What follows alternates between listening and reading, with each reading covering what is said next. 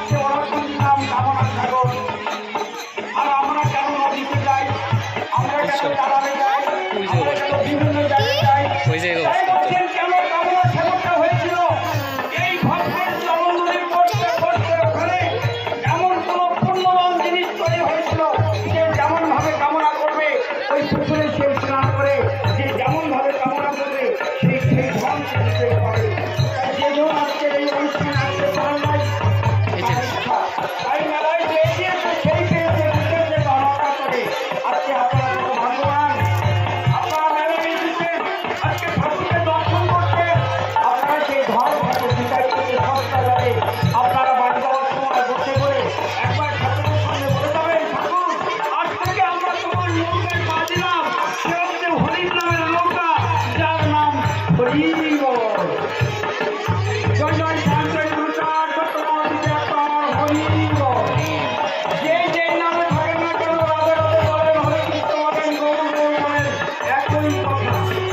একই কথা, একই নাম। যারা মতুয়া, আমরা মতুয়া, আমার গলায় হাতের আচার মালা আছে বলে আমি মতুয়া, আমাকে বলছেন। কিন্তু না, যার গলায় কৃষ্ণ মালা আছে, তুলসী মালা আছে, তিনি মতুয়া হন। শুধু মালা গলায় নিয়ে মতুয়া তো বলে না তাকে। নামের প্রেমে যদি আপনি মাতোয়ারা হতে পারেন, তাই যেই নামে থাকেন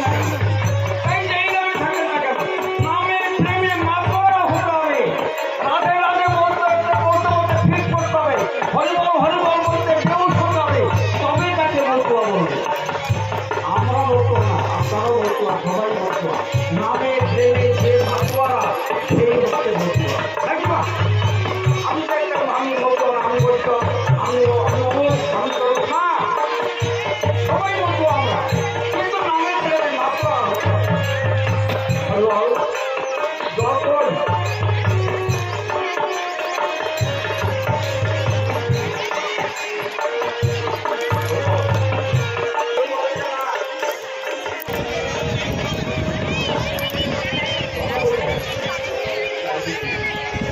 যখন বলবো, হ্যাঁ, না গান গেয়ে যাবো?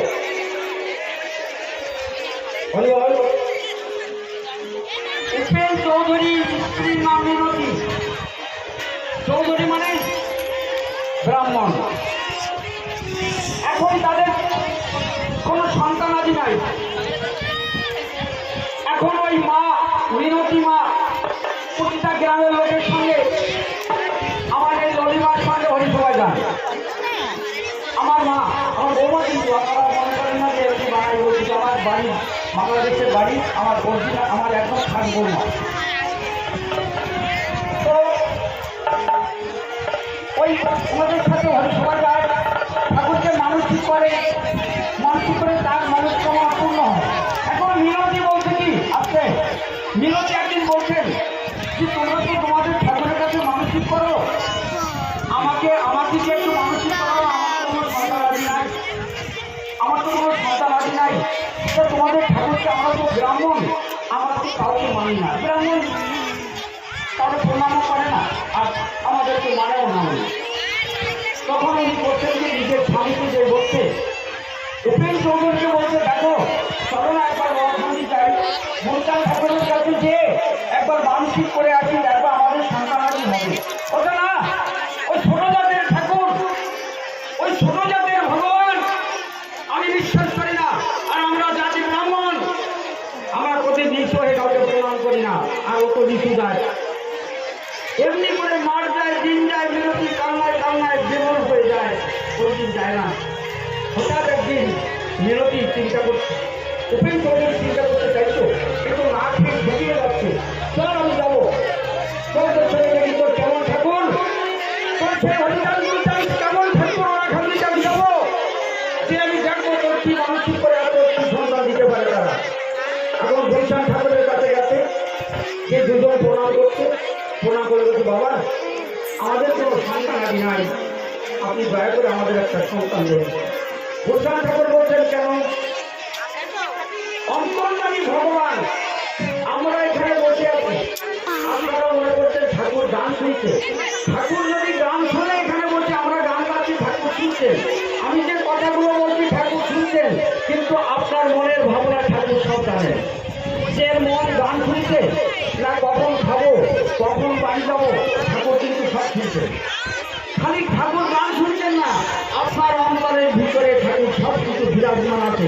আছে না গানের ভিতরে, হৃদকদম তরুণে দাঁড়াও শ্রী হরি, আমার এই উৎসবে বামে বসাবো প্রেমরূপ রাই কিশোরী। আমার হৃদকদম, আমার এই কদম বলে যদি ঠাকুর থাকেন, তাহলে ঠাকুর শুধু গান শুনছেন না, আমার মনের ভাবনাও তিনি শুনছেন। আমরা এই হৃদকদম তরুণের গান গাই। আমি এক ভাইকে বলছি, ভাই তুমি হৃদকদম তরুণের গান গান করে, হ্যাঁ, দৌড়ে বাইরে করে সিগারেটটা ঢেলে দিয়ে আমার হৃদকদম তরুণের গানাও ছিল, তুমি গান গেয়ে না। কেন? আজ তোমার হৃদকদম তরুণের ঠাকুর যদি থেকে থাকে, কথাটা শুনলাম আসল ভাই, ঠাকুর ঘরে আমি একটা ধূপকাঠি দিয়ে পূজা দিচ্ছি, আর তোমার হৃদকদম্ব তরুণের যে ঠাকুর আছে তার সিগারেটের ধোঁয়া দিয়ে পূজা দিচ্ছে। জয় হরিবল।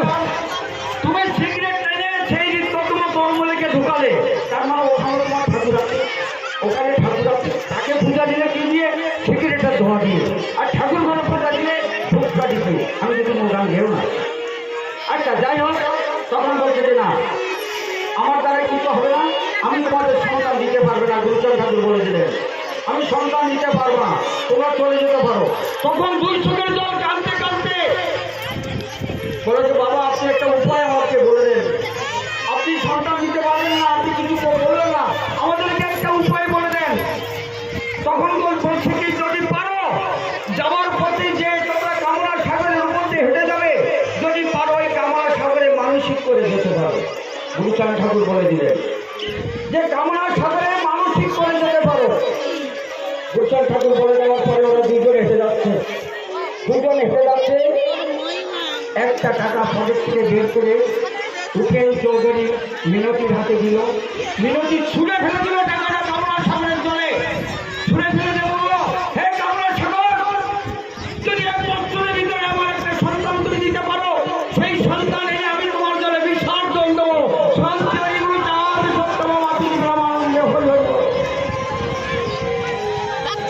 তোমার কত শক্তি আছে, এক বছরের ভিতরে যদি একটা পুত্র সন্তান আমাকে দিতে পারো, আমি এক বছরে এই মেলায় এসে সেই সন্তান তোমার জলে আমি বিসর্জন দিয়ে যাবো। এই কথা যখন বলে মিনতি আর উপেন চৌধুরী বাড়ি চলে গেলেন। বাড়ি যাওয়ার পরে এক বছর পরে তার একটা ছেলে হলো, পুত্র সন্তান হলো।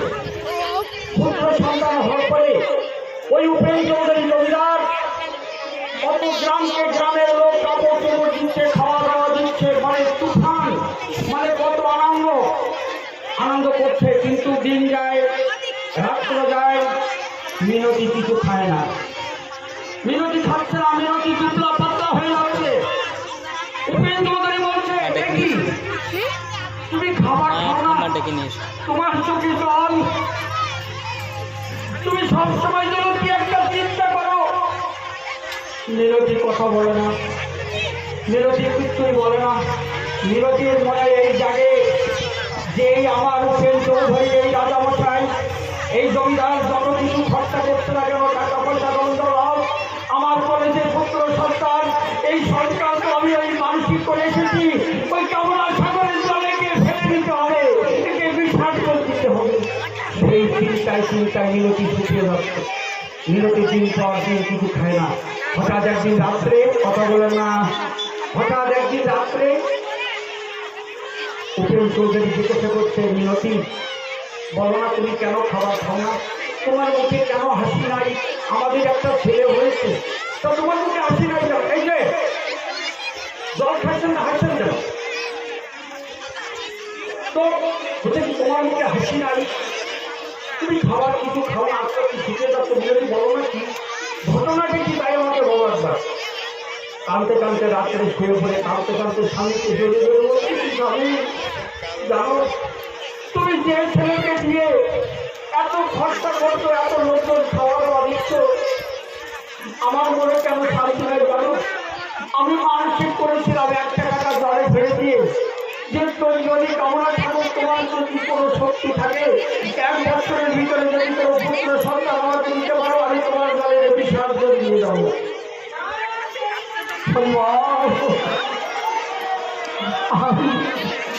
আমি সেই জন্য কিছু খাই না, আমি সেই জন্য দিন দিন আমি শুকিয়ে যাচ্ছি। আমার কোলে যে ছেলে হয়েছে, এই ছেলেকে আমি কি করে ওই কামনা সাগরের জলে বিসর্জন দেব?